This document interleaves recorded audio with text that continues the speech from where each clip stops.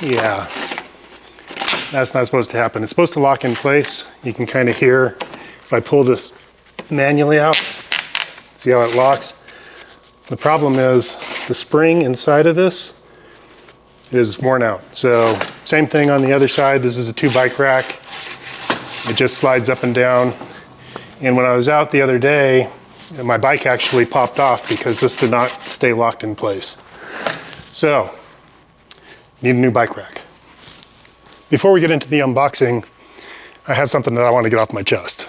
So when this happened, I ran over to my local bike shop. Luckily, I live in a very small town, but we're fortunate to have a very good bike shop. Mike and Carol Godwin, who owns the shop, do a great job, not just with the shop, but also with getting the community together with, group rides on the weekends. They're great for answering questions. I do everything that I can to support them.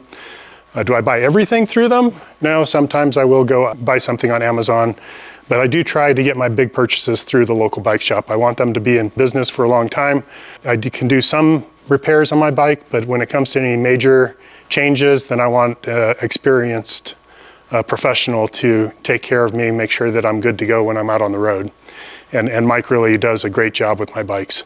So when this happened, I ran by Cyclemania, my local bike shop, to look at what bike racks they may have in stock.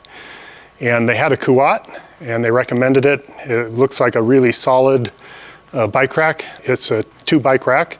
Really, I was looking for a 1-bike rack because I want to be able to transfer it from my Jeep Wrangler that I have this one on over to my BMW Z4 that has a stealth hitch on it, so that if I'm going longer distances, I can get better gas mileage.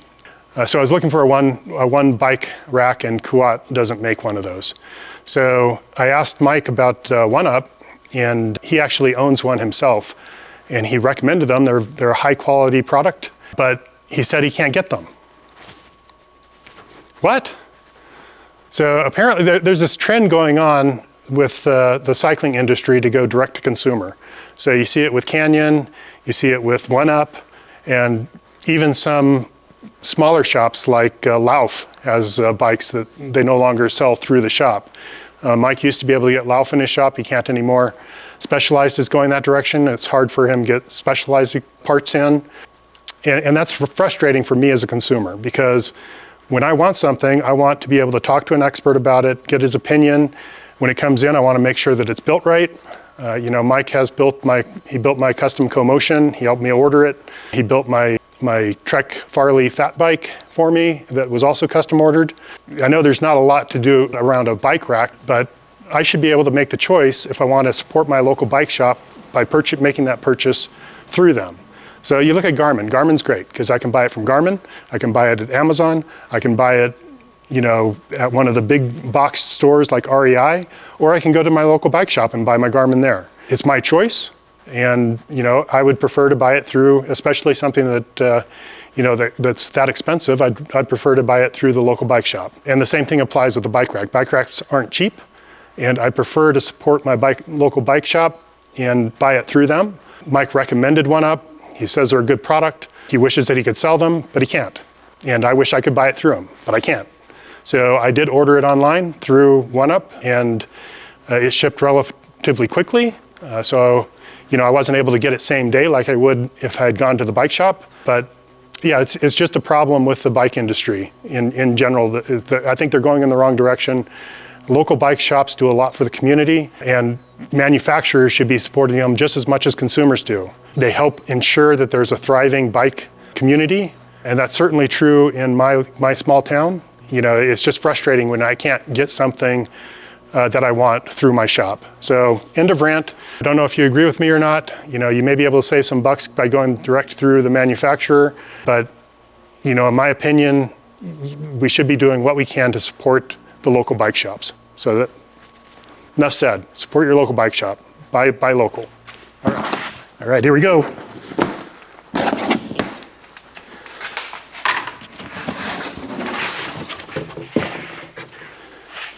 Ooh, I'm gonna just bring this up so you can see what I'm looking at. So we have a welcome to the family. American-made product, appreciate that. Wish I could buy it local. Got, this is an adapter for a road bike, so a narrower tire holds it better in place. That was an extra purchase. Let's see here. Got some parts. And looks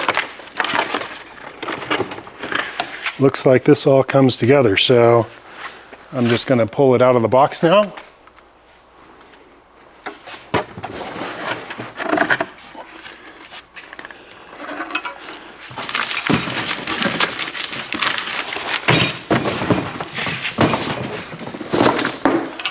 It's fairly lightweight.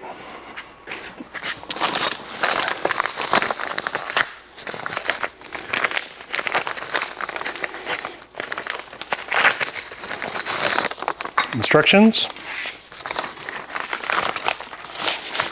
Have a lock with a key set. Nice. A couple Allen wrenches. I think that's to tighten the securing bolt for the rack for the hitch itself. All right, that's what's in there.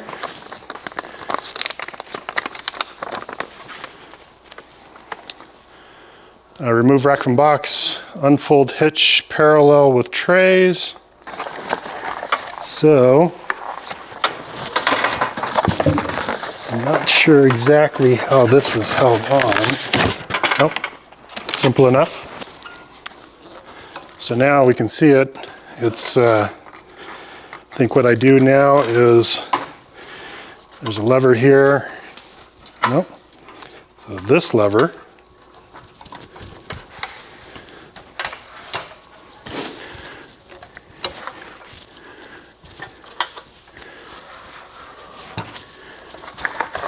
another piece of, and that's really all there is to it. It's pretty simple. There's a little piece of tape here holding the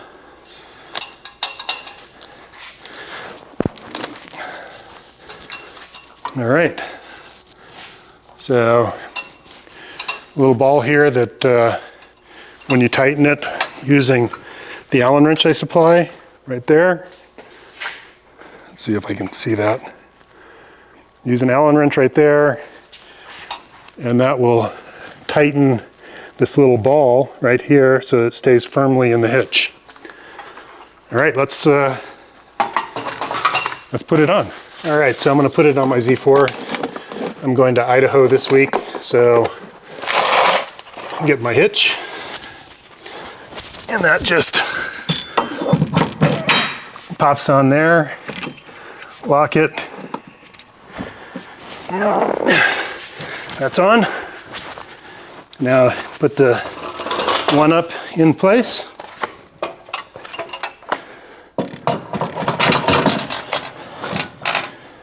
Just like that. All right, well done.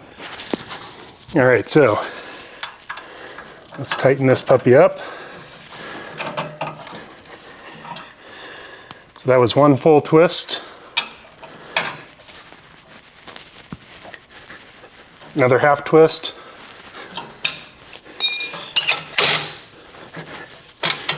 And that is very secure. All right. I'll put the lock on. Helps to see what I'm doing. All right.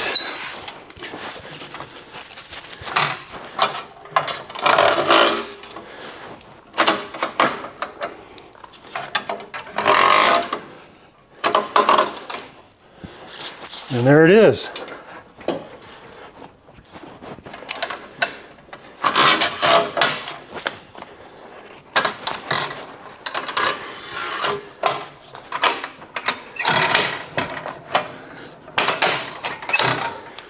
That's kind of nice that it flips up so it gets it out of the way. For a one rack system, you know, having that ability to flip it up doesn't mean a whole lot, but it is nice. At some point, if I do want to have two bikes, I can buy another platform to put a second bike on. I think this one will take 3. This is the heavy duty version.